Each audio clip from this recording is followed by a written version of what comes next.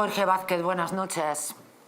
¿Qué tal? Buenas noches, encantado como siempre. Pues bueno, estamos debatiendo sobre o analizando este hecho terrible en el que un hombre, un salvadoreño, ha violado a dos ancianas. Estas dos ancianas en el final de su vida han tenido que sacarlas de la residencia. Tenemos una residencia con una dirección que está por uvas, porque no, la tía o el tío pues evidentemente es un incapaz que no se ha enterado, no ha hecho las pruebas necesarias, y sobre el salvadoreño pues en fin, me voy a callar porque lo que pienso es delito y penal.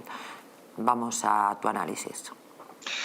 Bueno, lo primero, para mí esta noticia ha supuesto una especie de bofetada jurídica, ¿no? Como abogado, ¿no? ¿Por qué digo esto? Hombre, porque estamos acostumbrados o pensamos que ya lo hemos visto todo, agresiones sexuales a bebés, a niños, a niñas, incluso hemos visto en tu programa a cadáveres, y ahora pues viene esta especie de versión 4.0, agresiones sexuales a personas de avanzada edad, prácticamente centenarias, y como digo, en esta especie de asilo de los horrores, por llamarlo de alguna manera, ¿no?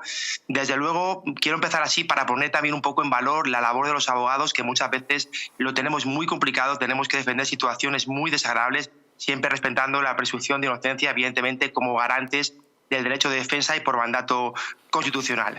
Dicho lo cual, pues respecto a los hechos, pues imagino que ya lo habréis contado, se trata de una primera agresión sexual a una mujer anciana de 100 años. Inicialmente no se la cree porque lógicamente pues tiene una edad avanzada, puede que tenga incluso alguna patología mental debido a su edad, y porque también lógicamente no se piensa que un celador pueda cometer una atrocidad tan grande como la que tenemos sobre la mesa.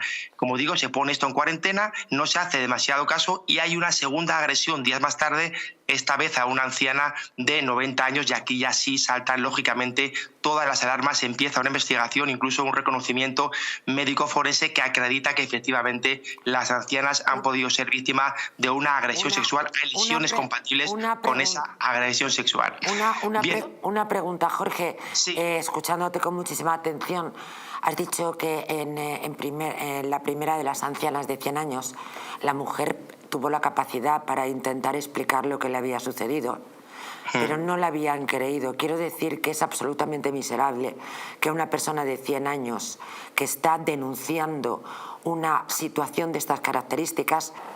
Esa es la clave, ¿no? Que la mujer, pues lógicamente, pues se explicó de la manera que pudo, en consonancia con la edad avanzada que tiene. Demasiado que la mujer pudo explicar, y bueno, y gracias a ella, pues por lo menos al final se escuchó a esta segunda mujer de 90 años, y finalmente, pues eso, el reconocimiento forense, finalmente se produjo el despido de este personaje, por llamarle de alguna manera, se dio cuenta a la Fiscalía para empezar una investigación por estas dos agresiones sexuales, y también se van a investigar los actos a partir del año 2015, que es cuando inició al parecer su actividad. A partir de aquí, pues hay un abanico de responsabilidades, empezando lógicamente por el celador, que se enfrentará a 2 delitos de agresión sexual, además con 2 agravantes, lógicamente por la especial vulnerabilidad de la víctima dada su avanzada edad, está previsto así en el Código Penal, y también por abusar de una situación de superioridad como celador que era de estas personas, y por tanto se va a enfrentar a unas penas de entre 12 a 15 años por cada delito, y más cercano a los 15 años si aplicamos 2 agravantes, y por tanto será él el anciano cuando salga de prisión si finalmente se le condena, siempre respetando la presunción de inocencia.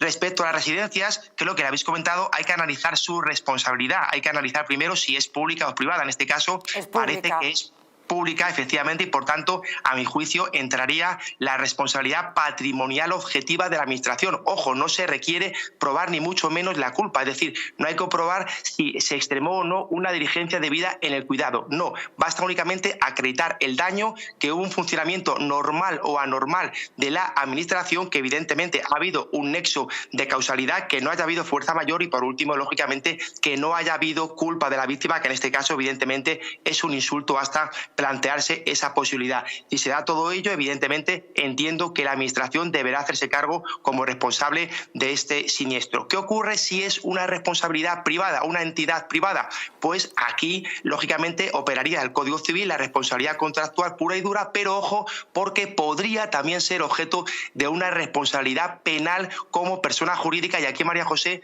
tenemos que volver a hablar en tu programa otra vez más de la ley del solo sí es sí de Irene Montero, porque aquí también introdujo una importante novedad al introducir el delito de acoso sexual dentro del catálogo de delitos por los que responde una persona jurídica. Y por tanto, es cierto que no hablamos de una agresión como tal, pero la agresión y el acoso están en el mismo título del Código Penal, delitos contra la libertad sexual, y además una agresión, un acoso no es sino una agresión en el ámbito del trabajo o bien en el ámbito de una prestación de servicio, como es el caso. Por tanto, entiendo que además muchas veces antes de la agresión se da un acoso sexual y podría, por tanto, ser, a mi juicio, objeto de una acusación la persona jurídica. Y ya para terminar, decirte que espero y deseo que finalmente la instrucción se desarrolle muy rápidamente y en todo caso se haga una preconstitución de la prueba, se asegure la prueba de estas pobres ancianas, se les tome declaración con inmediación y oralidad en presencia letrada para que esa prueba pueda ser introducida en el plenario con todas las garantías y finalmente estas mujeres pues no pueden llegar al juicio en plenitud de facultades o Dios no lo quiera por la edad que tienen hayan fallecido. Ay, señor, muchísimas gracias, fabuloso, como siempre, soberbio. Muchísimas gracias, Jorge Vázquez, muy buenas noches. A vosotros, saludo, buenas tardes. Gracias.